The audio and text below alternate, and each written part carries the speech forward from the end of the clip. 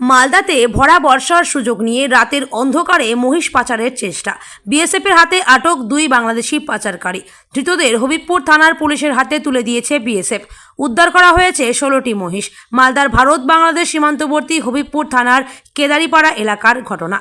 কাঁটাতারহীন এলাকা দিয়ে রাতের অন্ধকারে মহিষ পাচারের চেষ্টা চলছিল। সেই সময় বিএসএফের 88 নম্বর ব্যাটালিয়নের জওয়ানরা বাধা দিলে তাদের ওপর হামলা চালায় পাচারকারীরা। দুই বাংলাদেশি পাচারকারী আটক হয় বিএসএফের হাতে।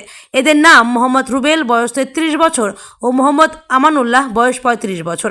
বাড়ি বাংলাদেশের নওগাঁ জেলার পোরশা থানার অন্তর্গত দারপাল ও যুগিদাঙ্গা গ্রামে।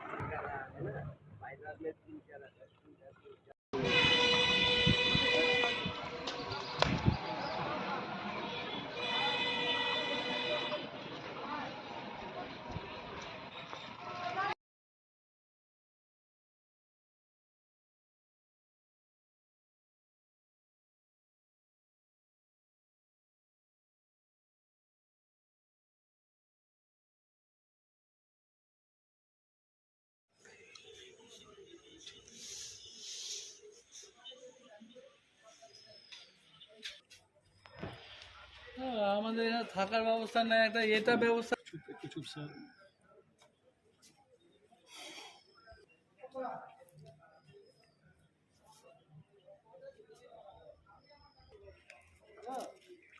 বলছি ওই আমাদের সাংবাদিক সবাই ভাইরা এসছে, হ্যাঁ।